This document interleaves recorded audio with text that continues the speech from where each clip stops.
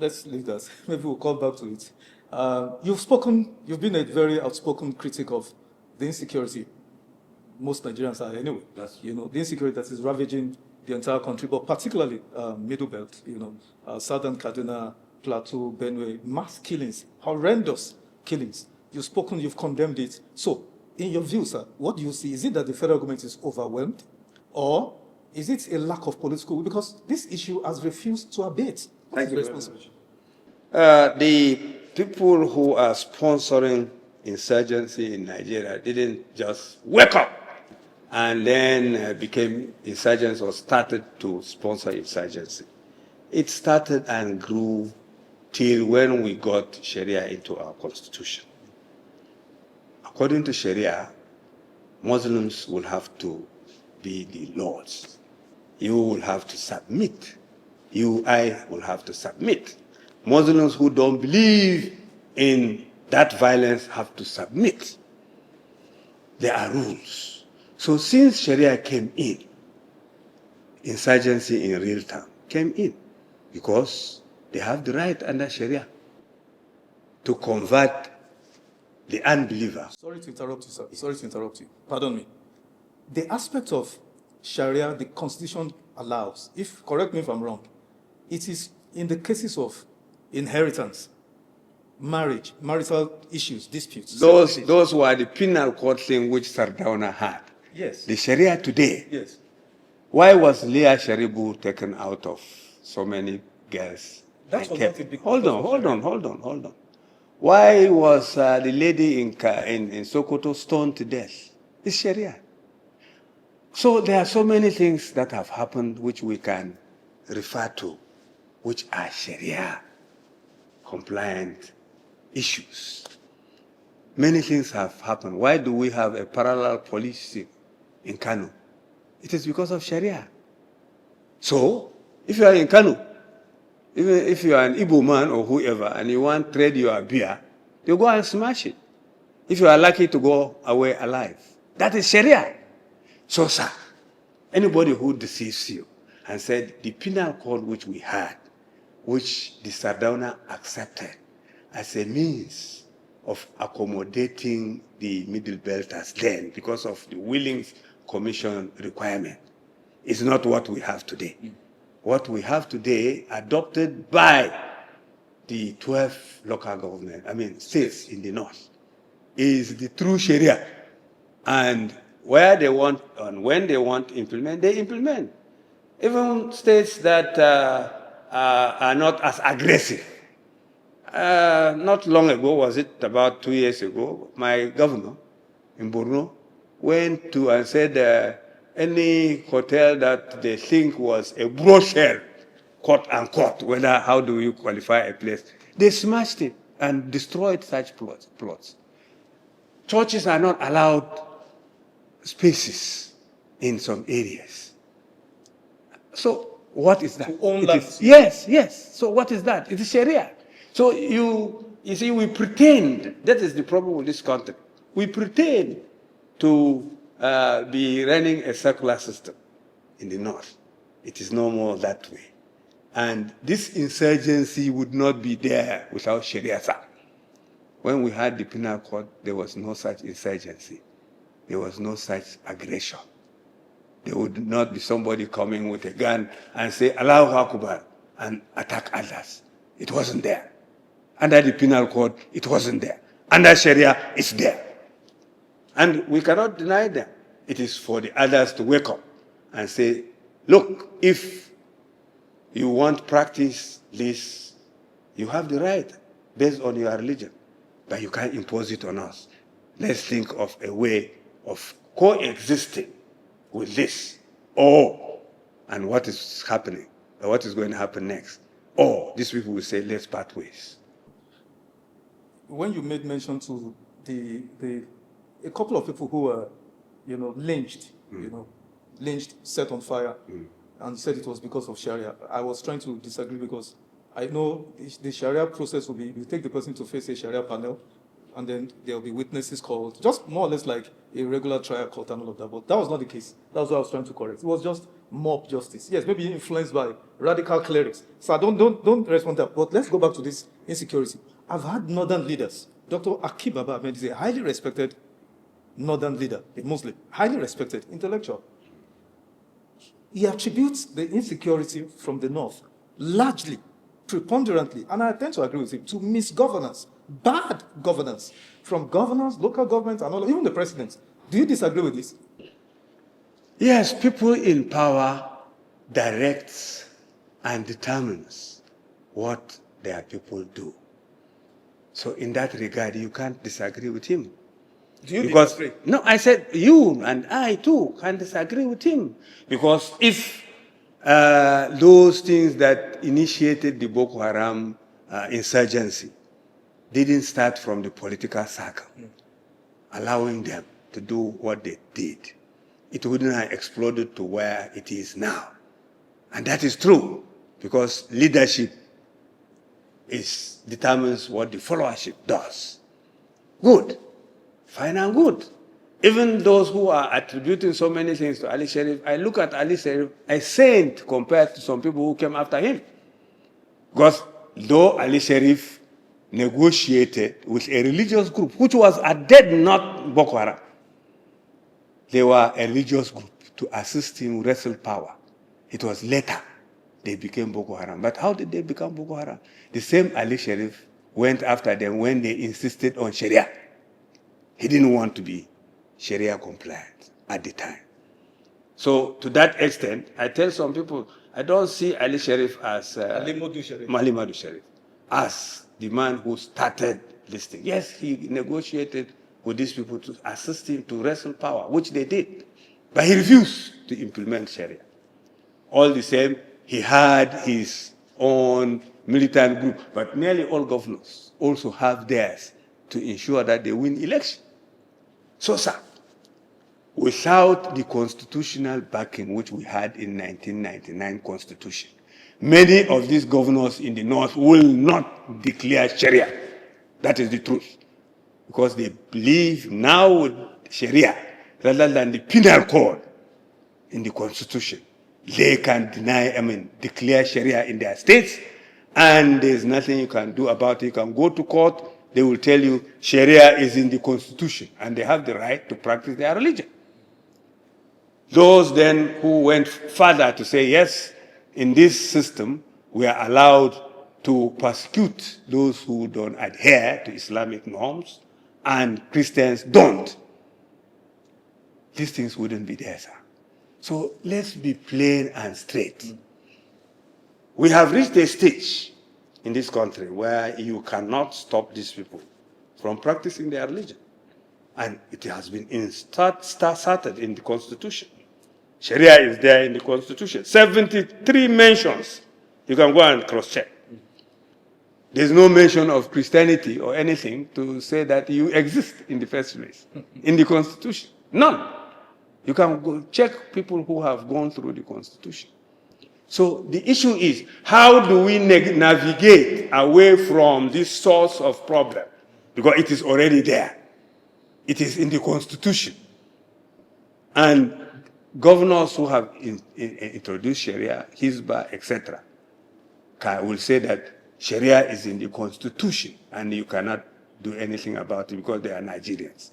How do we navigate out of that? That is the question.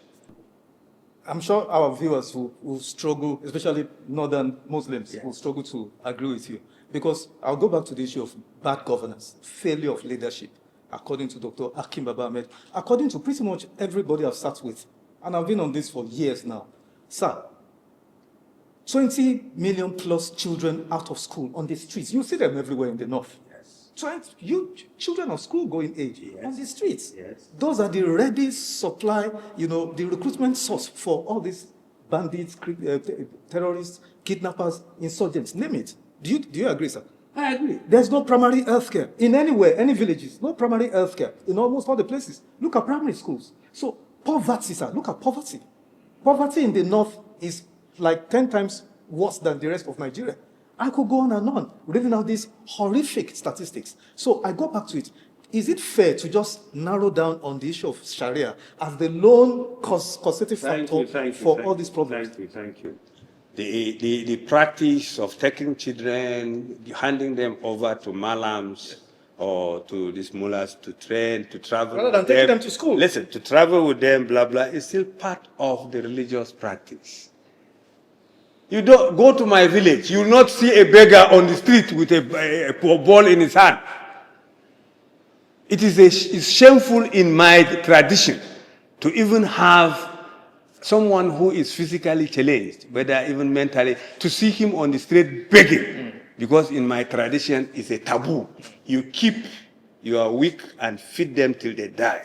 So, it is the practice in northern Muslim areas, and it is as mentioned, and as we agreed, that yes, bad governance has something to do about it. However, let me put it to you. The politicians depend on these clerics for support. They support a person to become a governor. When they get to the seat, how many of them have the balls to now say, you cannot carry children around and travel with them begging here and then? How many of them? So in that respect, we'll say, yes, bad governance. Then another thing, people are producing children who they cannot support. If I don't know whether you are Christian or Muslim, you are confined to have one wife. And how many children you can take care of? In Islam, you can have up to 4 wives, according to the rule, if you can take care of them equitably. Nobody cares about equitably. Produce children, you cannot take care of them, hand them over to the malam, and the malam travels out. They learn menial works, go around Abuja. Who are the nail cutters? Who are the cobblers? It's all this kind of children. Many of them have gone to school, many of them have not. Now, an alternative education has not been provided. Jonathan tried to establish Al-Majiri system schools. Go to those schools. Are they being occupied by Al-Majiris? You will find out Al-Majiris are not there. So, sir, it is not just government. Jonathan tried, but the system resisted. The system resisted. So, if these boys are used as cannon fodder for insurgency, it is not just government. It is the system. Dr. Bitrus, let's make progress. We all witnessed the horrific atrocities in Mango local government, Boko's local government, Bakinladi local government, where entire villages or communities were wiped out. Yes. In what many have described as genocidal, including yourself. Yes. Yet, we have evidence that those villagers alerted security forces that this was coming, these people are coming. That's correct. And yet, security forces, conveniently did not show up before, and while those atrocities were being perpetrated, they didn't show up until after the entire place was decimated. Then they showed. What's going on, sir? How do you explain this? There's complicity within the security forces. Simple. Nothing other than that.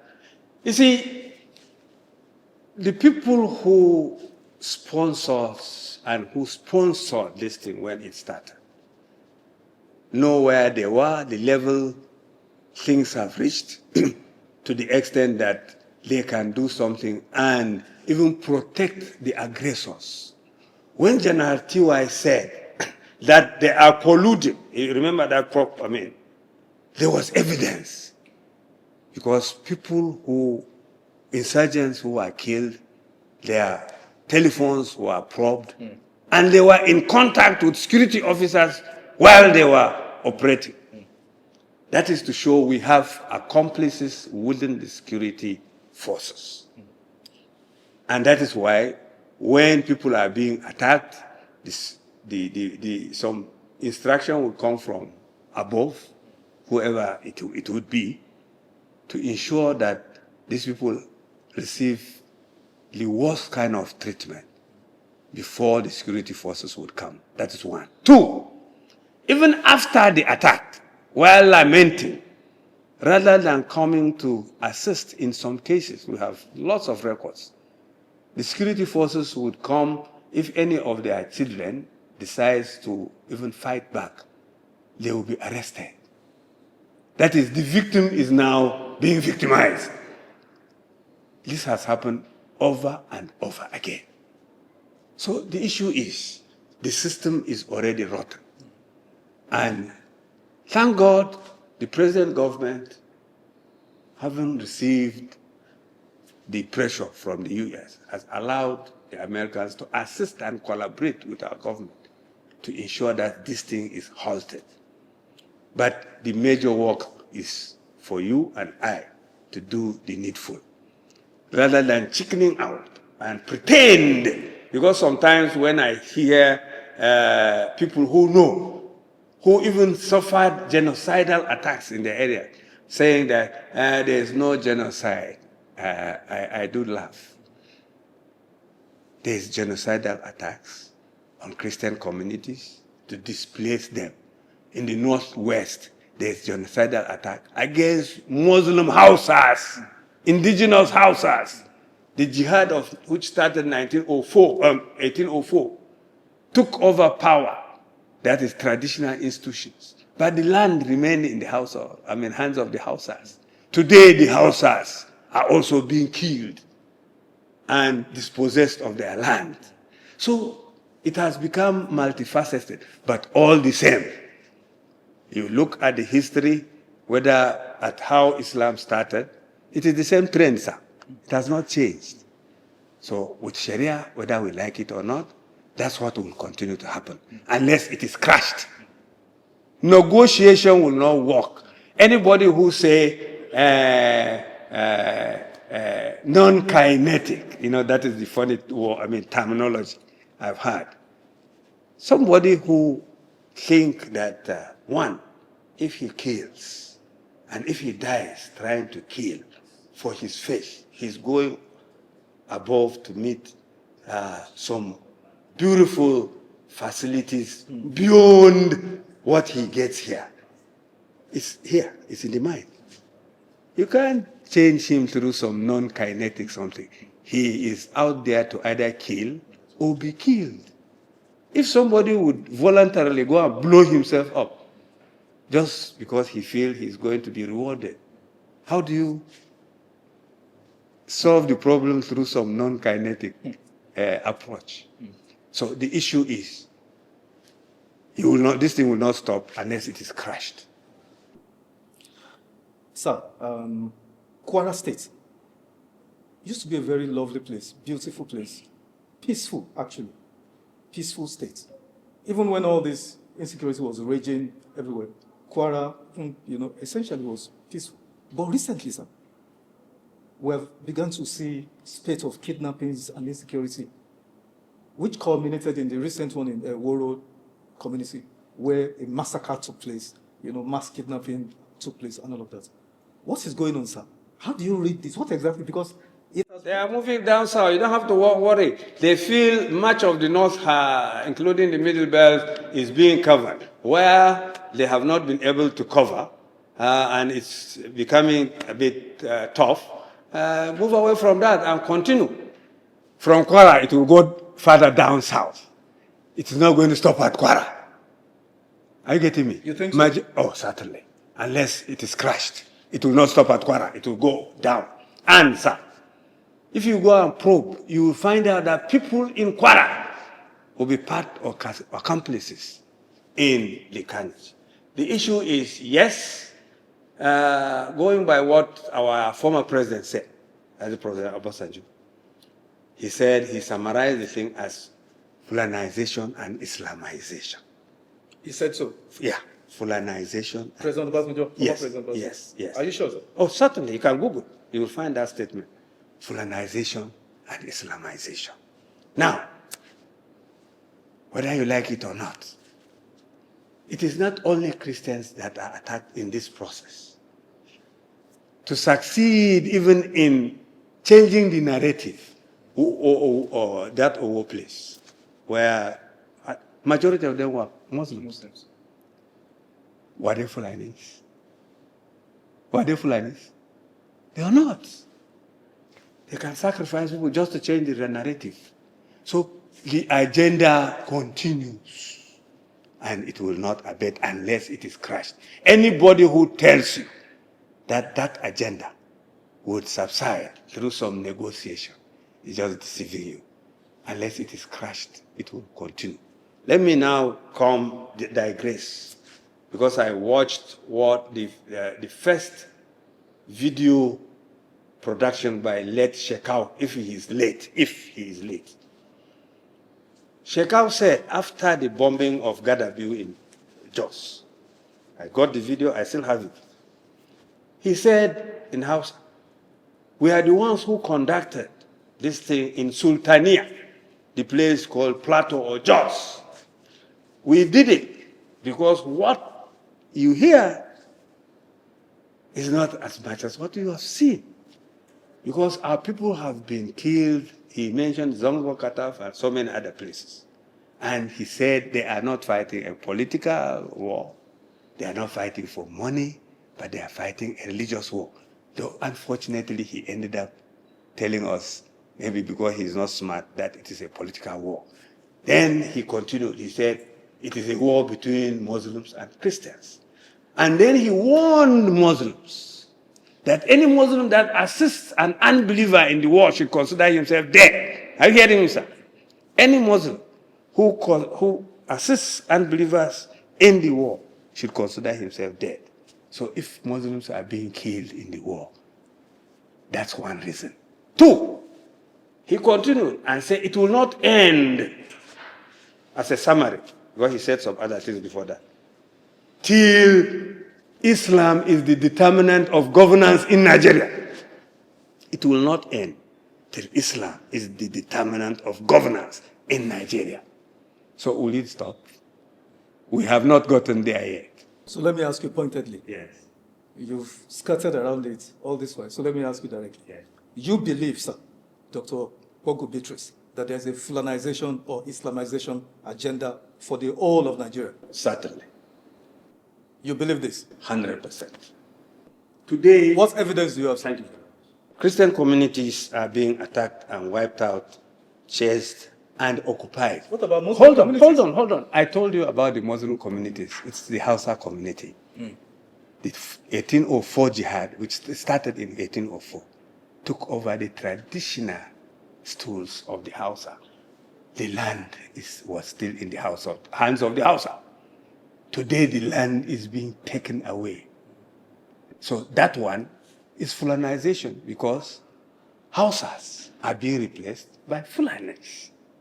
The Hausas are also Muslims. But some of them, listen. Even in Borno State, sir. Listen. Borno is not taken over by Fulani. Listen to me. The Boko Haram started as a Kanuri. Yes. Muslims from the neighboring tribes, including even some in the Middle Belt tribes, got convinced that they were fighting jihad, Islamization. Are you getting me, sir? So when they come and attack someone in Bokos, kill some of them, chase others away, who occupies the land the next time you go there, you will see Fulani herdsmen occupying the place. Islamization. So they are moving step by step. Now, you go to your Kwara, which you are talking about. The debate now and what is at the front burner is Americans coming in. The argument is that whether there is genocide against Christians. Go and wipe away some Muslim community. Then you say, there's no genocide against Christians. It's all the politics of the same thing. Those people are not Fulanis. They are some minority tribe in Kwara. So, you see, some people think others are not smart. So that thing Obasanjo said is true, it's going on, and Kwara is just a window from Kwara to go into the southwest proper. The southeastern, let me just finish. The people who have resisted so much entrance to Islam are the Igbos. We fought the Civil War. People didn't understand the game at that time. Even Middle Belters were at the forefront of the fight. Till later, why are Igbos being targeted? Is it just because they are Igbos? Or is it because they are successful and they are, prospering in the north? Or is it because they are Christians? Today, because things have changed, the north is saying, if Igbos want to leave, let them go. Maybe because they feel that place may be impregnable. So, sir, we understand what is going on. We're not a bunch of fools. At least we've gone to school. These are very serious, allegations. No, it's not an allegation. Even Baba Ahmed said, rather than fighting a war, he said it. It's there on this YouTube. You can go and Google it, find it. He said, rather than fighting a war, if any part of the country want, then let them go. Let the Igbos go. It's there. The same Baba Ahmed. Yes. But what you attributed to former President Obasanjo is still debatable, because I know him very well to be a core nationalist, and I doubt if he would make that. But let's make progress. No. Let me tell you something. Yes, sir. Google, you'll find, if you have access to him, ask him whether he made that statement or not. Yes. I have said it over and over again because I know it happened. Okay.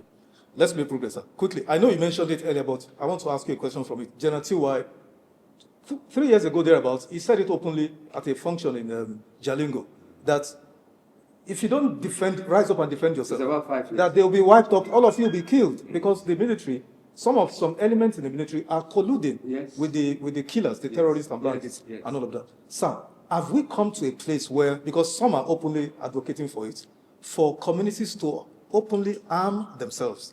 Because if we call security and don't come, have we gotten there now? Don't worry, we should have been there before now, not now. Really? Yes.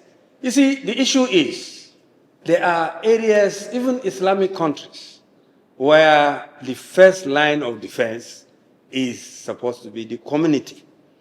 And we wanted it to be in an organized constitutional manner. Yes. That's why we advocated for state police, local government police, etc., etc.